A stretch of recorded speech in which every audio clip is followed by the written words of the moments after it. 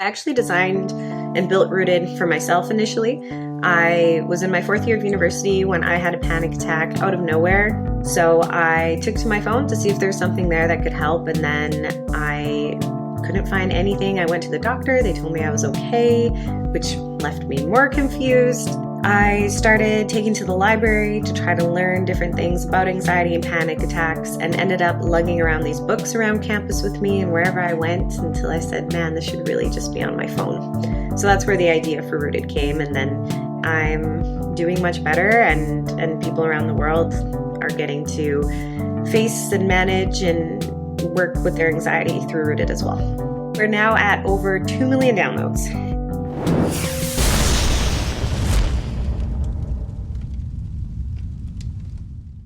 Hello and welcome to DTC Podcast. I'm Eric Dyck. Today we're finding our center with Ania Wysocka, founder and CEO of Rooted, the app that offers relief from panic attacks and anxiety in your pocket. With Rooted, Ania solved her own problem and created an app that's now helping over 1 million users. In this podcast, you're going to hear how Ania used App Store optimization to rank #1 on panic attacks, and how a big red button made all the difference, as well as how a simple change in onboarding increased the paid subscriber rate for Rooted 6x. Hope you enjoy this one. On with the show. Are you ready to grow your audience and revenue? Sendinblue is a multi-channel marketing platform that empowers businesses to create stronger customer relationships. Create personalized emails, captivating SMS campaigns, chat, custom landing pages, quick sign-up forms, automated workflows, and more instantly. Curious to learn more? Sign up today at sendinblue.com/DTC and enter promo code DTC to get 1 month free on a premium plan. Do it all with Sendinblue. Ania, welcome to the D2C podcast. Can you start? I got to say, you're the first app owner we've had on the D2C podcast. We've dealt with a lot of physical goods, a lot of services. The first app that we've had on, huge market. I come from the app marketing world. First of all, how you doing? I'm doing pretty good. Rooted won an award yesterday. So that was a great start to my day, like knowing that and having celebrated it yesterday. Tell me about the award. It is a Global Impact Business Owner of the Year award. You can see it here a little bit. There's some fingerprints on it because it was being passed around. But so it's by the Innovators and Entrepreneurs Foundation, and they found basically encourage businesses in Canada to be nominated and hear what kind of impact they're having around the world. So it's pretty cool. Tell me about Rooted's impact around the world. So we're now at over 2 million downloads, and the biggest market being in the US, and then also, all of these other markets, like we're translated into 10 languages now. So it's, huge in Brazil, all in Europe, and it's also in traditional and simplified Chinese. So if you're helping 2 million people around the world with their anxiety, that's definitely some great global impact. I feel like we're in a real age, as Arcade Fire says, a real age of anxiety. It's a bit of an epidemic. Can you start with a little bit of why you built Rooted? Yeah, so I actually designed and built Rooted for myself initially. I was in my fourth year of university when I had a panic attack out of nowhere. At least I didn't know what they were. So I took to my phone to see if there was something there that could help, and then I couldn't find anything. I went to the doctor. They told me I was okay, which left me more confused. They just didn't have the time and resources to help me. And, I learned this later on, years later, but in the moment when you're suffering with that, it's like really challenging. So I started taking to the library to try to learn different things about anxiety and panic attacks, and ended up lugging around these books around campus with me and wherever I went until I said, man, this should really just be on my phone. So that's where the idea for Rooted came. And then thankfully, it's been quite a few years now, but I'm doing much better, and people around the world are getting to face and manage and work with their anxiety through Rooted as well. And so just a quick distinction, there's generalized anxiety, which I kind of referred to, the age of anxiety, but then there's real acute anxiety. It's funny, it was probably like 2 or 3 years after university for me.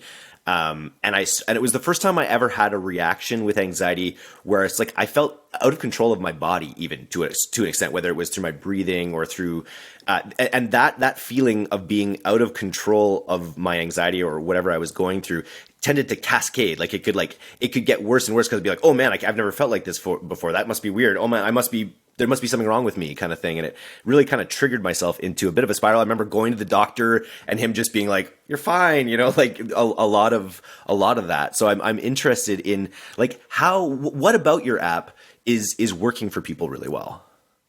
So there's a few things, like you mentioned, there's generalized anxiety, and then there's the more heightened state of actually experiencing a panic attack, which it sounds like you did. So you know how bad they can get.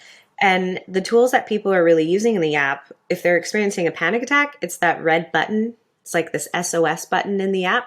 And that walks them through a panic attack. And it's based on cognitive behavioral therapy. And it basically is interactive depending on how you're feeling. Sometimes you might want to actually challenge the anxiety because that can ultimately help heal. But sometimes you just want it to go away so you can feel better, right? If you're in a busy subway or you're camping, like you don't want to deal with it all the time. So that's the most popular tool for panic attack experiencing people.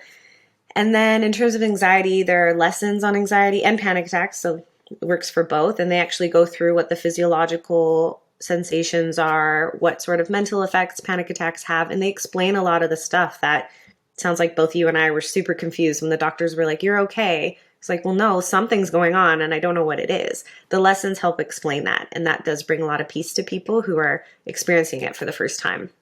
And then there are more general tools for anxiety like breathing, visualization, journaling, sleeping, and it's all gamified. So you collect points as you go. Very cool. And it's a monthly subscription app as well, right? It's annual, monthly, or there's a lifetime plan as well. What does it run you a month essentially when it works out between the yearly and stuff? What does it actually cost per month? So it's $6 a month or $60 a year. Amazing. You've got 2 million users. Well done. First of all, congratulations. But it's premium, right? So not all those users are paying by any means. It's like there's a ton of free content in the app and then they can choose to subscribe. Very cool.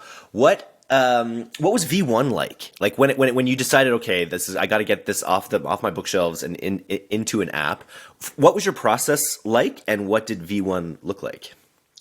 The process looked a lot like me drawing in my notebooks and trying to figure out how to wireframe an app. Essentially, I went to an agency and I told them what I wanted to do. They were fully behind it, but I couldn't afford what they actually quoted me. So I realized that I had to just do a lot more of it myself. I'm a non-technical founder, so I had to also find a developer, like a contract developer. And yeah, it looked a lot like wireframing. I used Photoshop to do the designs, which I don't think people would do now. You would probably use Illustrator, other Figma, but it worked for me at the time. It was pretty scrappy, but the MVP itself was the router button, so that SOS button I told you about, and the lessons.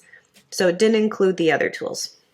And then how long upon launching it did you realize that you might have something here? Really pretty quick. It was pretty cool, and thinking that, when I launched it, I thought if it could help one or two other people, that would be really cool because I've been suffering for years and this has been total crap. Just so debilitating for me. And then within just a couple months, people were leaving feedback saying wow, I've tried so many different tools and nothing helped me in the moment like Rooted did. And so to see those words was just extremely validating. And it really contributed to Rooted's organic growth, how people naturally responded to it. How has it done organically? How I remember I worked for a gaming company, Tiny Mob. I don't know if you remember that back in the day in Victoria. I remember the name for sure. And we launched. Yeah. I remember launching. They had some contacts at Apple, and it was sort of like a Clash of Clans competitor. They were trying to take down Clash of Clans, which was a big challenge. And but I remember they were on the radar of Apple, and so when they launched, they were featured actually. I think in both the U.S. and Canada, we drove over 100,000 downloads. I think in the first couple days of the launch. It didn't have the legs, that particular company, but how did the actual launch go? Has it been a slow burn to grow to 2 million or? Yeah, I'd say definitely not 100K in 2 days. That sounds like features were really different. back then, like they used to have, when you were featured in the App Store, it would just show for everybody all at once. But now it's all personalized. So like my App Store content is different from yours. So the features don't give as many downloads anymore, but that sounds really cool and I'm a little jealous. But yeah, it was pretty slow. I mean, I just went on social media. I was engaging on, back then it was Instagram and Facebook really, because this is back in 2018. So I was doing a lot of commenting, liking, entering discussions, a little bit on Reddit, all of that to really drive those first users. And I also did some local PR. You'll find that a lot of people, like PR maybe sounds a little funny for a startup, but you'll find that in your local city, like a chamber of commerce or your local tech accelerator, they do want to promote local tech. And so they did share those stories when I sent the press release. And I do think that gave a little bump as well. Very cool. What other growth tactics have kind of worked in the app game? Are you running Facebook ads? I'm not currently, no. It's like 95% organic right now. So it's so really cool. A lot of focus on App Store optimization. Rooted ranks number 1 for panic attacks. And then it's either number 2 or 3 for anxiety, like depending on the day. So that's a big part of it. I think one thing there to note is that I focus on panic attacks, even though it was a way lower search volume keyword than anxiety. Mm-hmm. And it's kind of interesting because when you're a founder and you know your thing works, you do want to use like the most active keyword, right? Because you're like, this is for anxiety. But then I also knew that I was going up against like venture-backed startups. And I'm like, yeah, I'm probably like, it's still new. Not so many apps were out about anxiety yet. Because again, that discussion about mental health didn't happen until later. But it was enough that focusing on panic attacks just worked better. And so I was able to rank high with panic attacks first and then over time with anxiety, if you look at the charts. And it's such a real fit with with one of your central features, with that sort of like the button, right? Which is sort of this feeling of actually solving that problem or really addressing that problem. So actually tying, that initial feature set to the term panic attack probably was pretty profound for people, because it's like there wasn't anything like that. There's probably other places where you could get resources on panic attacks and anxiety and that kind of thing. But that I don't want to say the novel idea that you kind of came up with for that button was probably a big part of the success. Yes, I think so too. I think it was just about you want to get your product in front of as many people as possible. And so you're tempted into using these bigger keywords sometimes because you know that people with anxiety might also have panic attacks. And this way more people see it. But yeah, you're totally right. That smaller percentage that are actually looking for panic attack support are really the right people. And those people are often the power users that then go on to share and promote the app. So I'm really happy that, we did end up focusing on panic attacks instead of anxiety. You mentioned App Store optimization. I remember back in this, when I was at the company, it was like 2013 or something. And I remember feeling very in the dark about how to go about optimizing one's listing. Can you talk a little bit about that process of App Store optimization and what you found that works?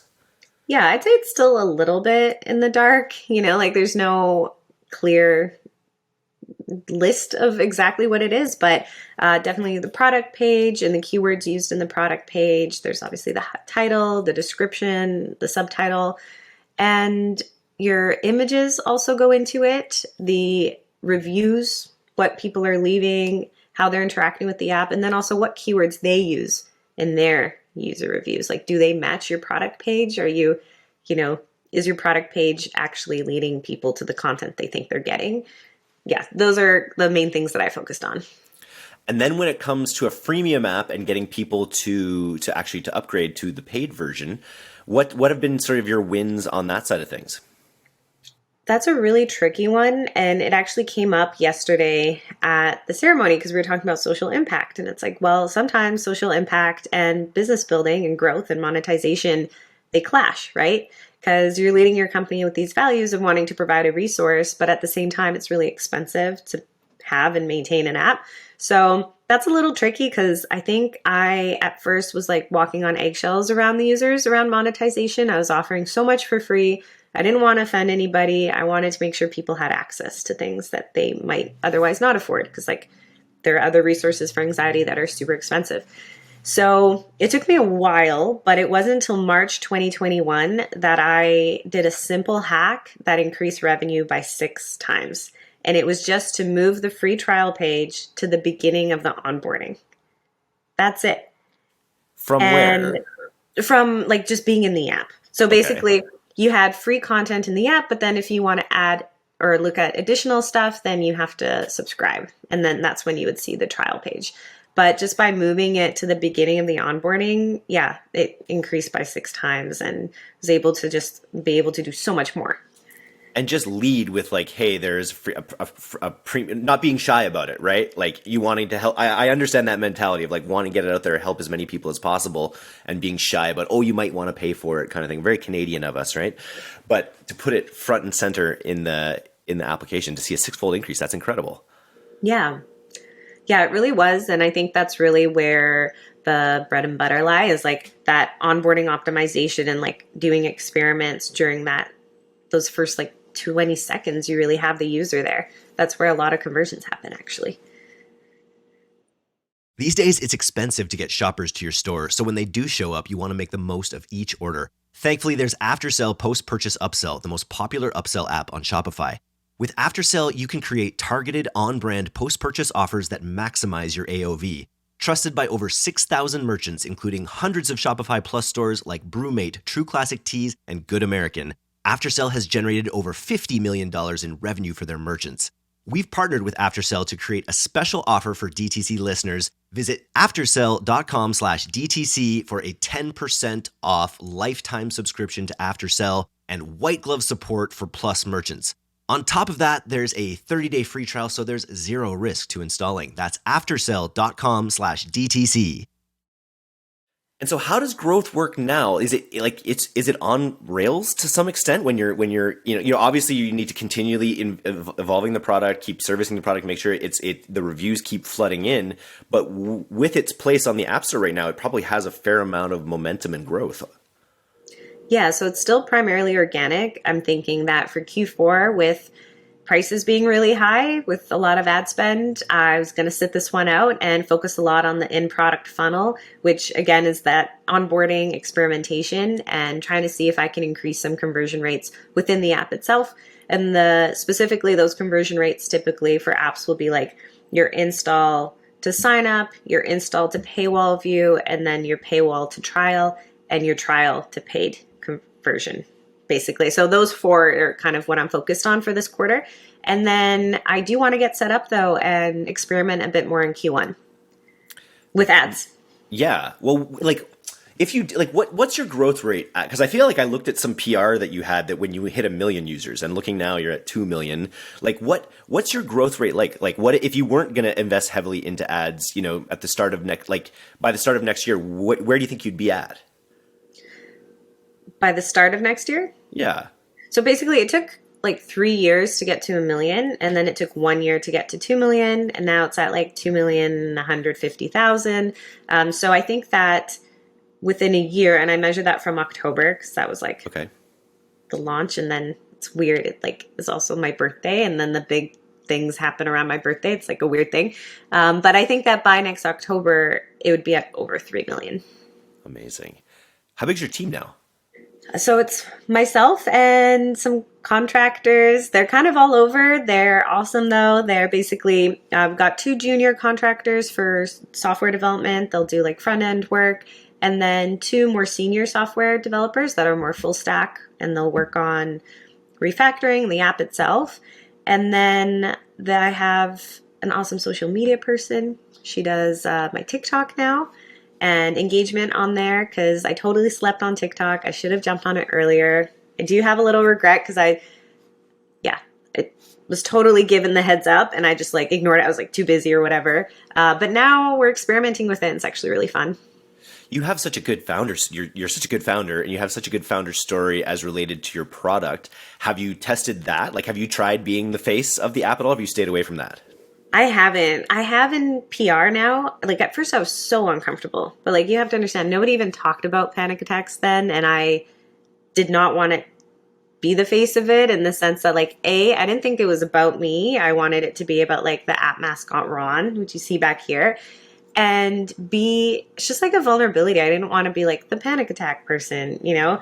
But now, since then, I've really learned that showing your face, telling your story can really help connect to users. And it also makes users feel a bit less alone. So there's a huge win in sharing your story, but I have not on social media. I've done podcasts like this. I've done some YouTube style like panels and boot camps, and I've done the PR stuff, like actually sharing my photo there. But other than that, I haven't like actually gone on social media. It's in the plan though. It's on my to-do list, but it's like, I don't know. It's a little uncomfortable.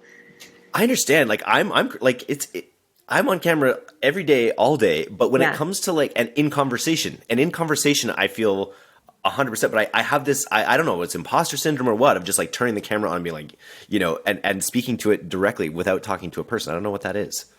Yeah, I guess when you don't get feedback from the audience, it's challenging, right? When you're public speaking, or right now we're having a conversation and we know the other person's listening and nodding. And when you're just speaking to a screen, for me, it's much more difficult. Yeah, I fully concur. So you're going to try some ads, you think, in Q1 or in 2023. Is that something you're just going to do on your own? You're just going to sort of, to start, you're just going to get it out there and see how it goes? I have a contractor who I'm onboarding right now. We're just going to kind of prep a bunch of creative for that launch. And I also have connected with the team at Bravo. They're basically money lenders and kind of like Clearco. And Rooted actually won a interest-free loan from them for like a month of spend. So that's kind of how I'm going to kick it off, is with them. And then their value add is that, you know, they have worked with so many different apps and they can provide just provide some advice, really. I think it'll go really well. I think I remember when we were doing this Clash of Clans competitor, we were getting installs way back when. I remember Clash of Clans was getting, my rep told me that Clash of Clans was getting $100 installs and we were getting $50 installs, just because we were kind of nipping at their heels and our ads were playfully calling them out in some ways. But I just feel like there's just such an audience. Like, what's the biggest audience for this? Is it older people? Is it younger people? Gen Zs, millennials? Who's really taking to the app mostly?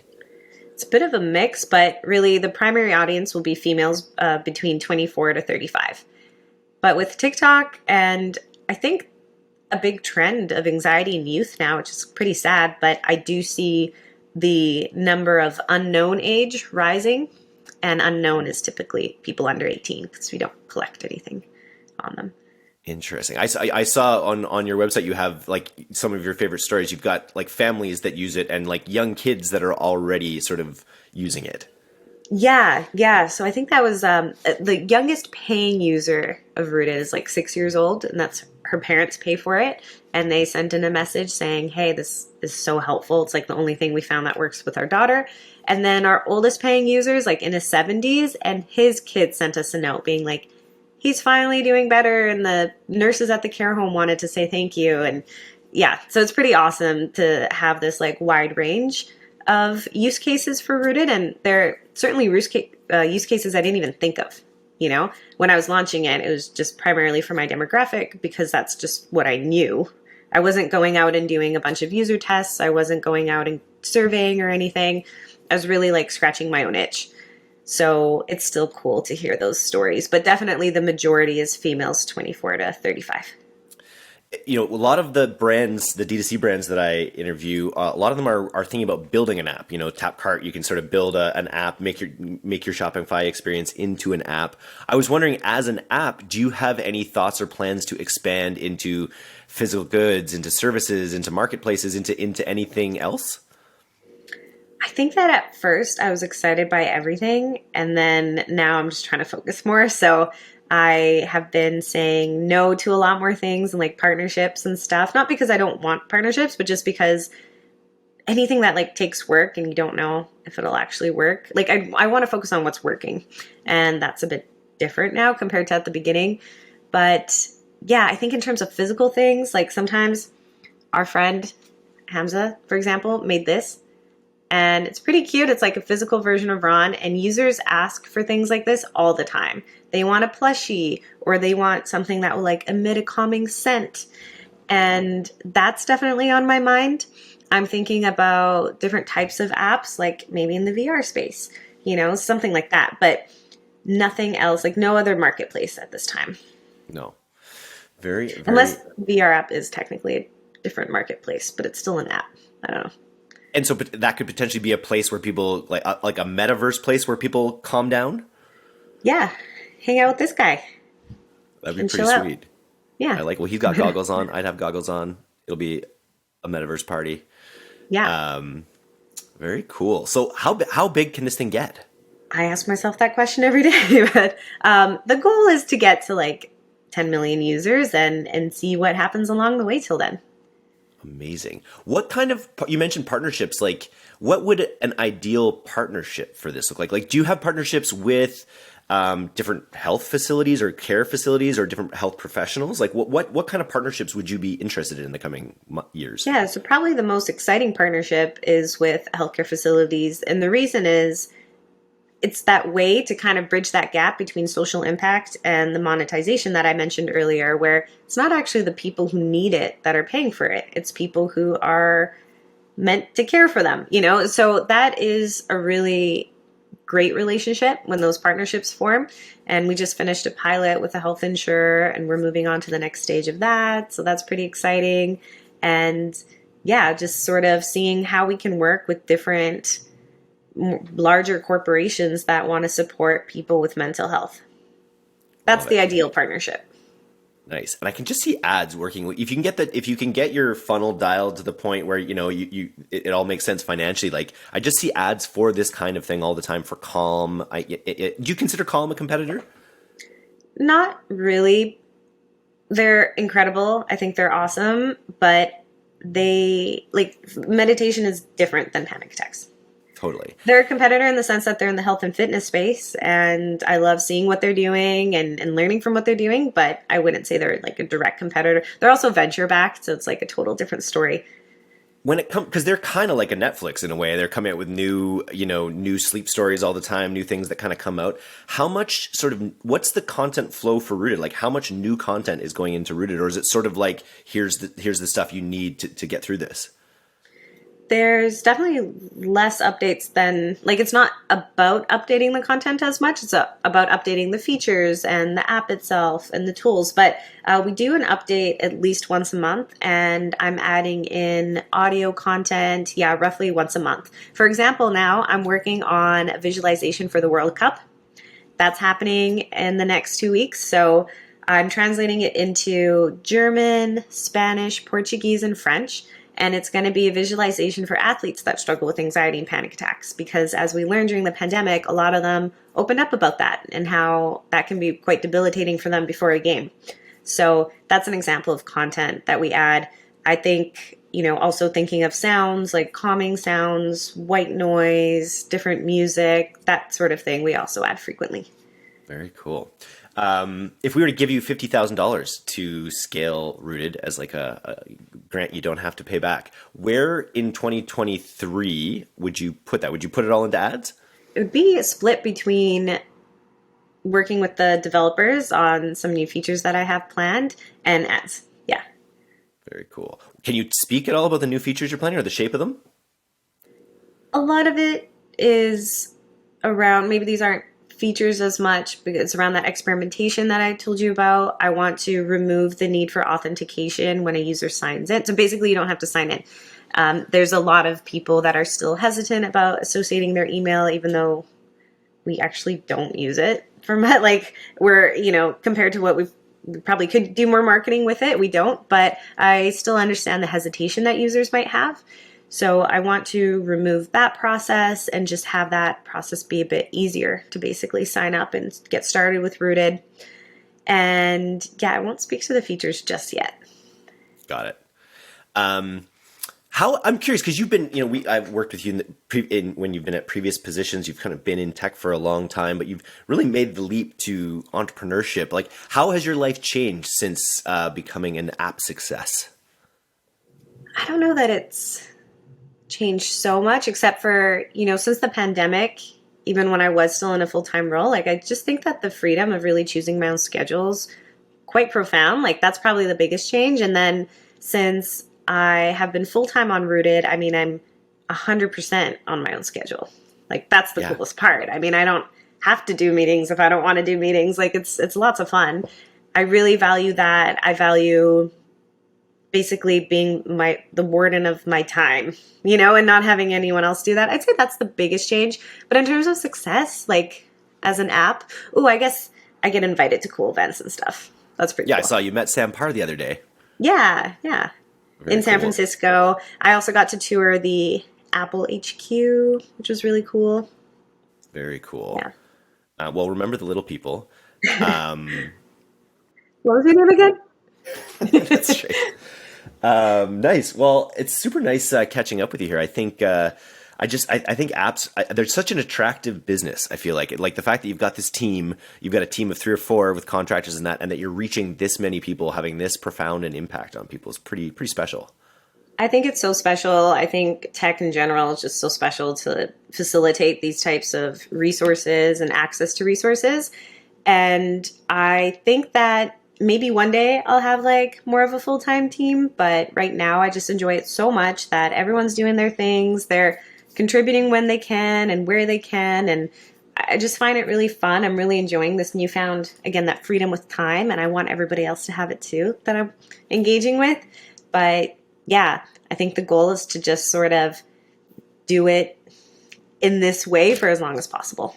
I heard this morning about Elon ordering all of his staff back into the office, and it didn't give me a panic attack, but it gave me a little pang of like I'm so glad that we're a fully remote team, that I can fully make up my team. The only time I go into the office is for like social events, for happy hours and, fun stuff like that. And that honestly has been a huge weight off of me cognitively. Like all of the, getting to work, just all of the interactions that go on a daily basis. Like, I don't know, there's part of me, I need to get out into the world a little bit more, but part of me has just been so grateful for the ability to focus on things. Working from home has been a big win for me.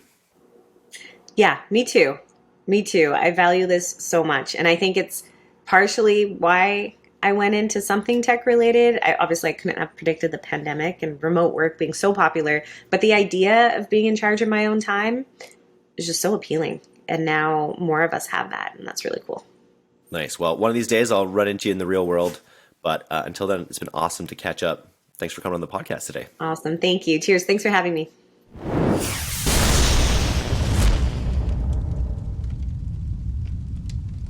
Thanks so much for listening to today's episode. If you're not a subscriber to our newsletter, you can do that right now at directtoconsumer.co. I'm Eric Dyck, and this has been the D2C Podcast. We'll see you next time.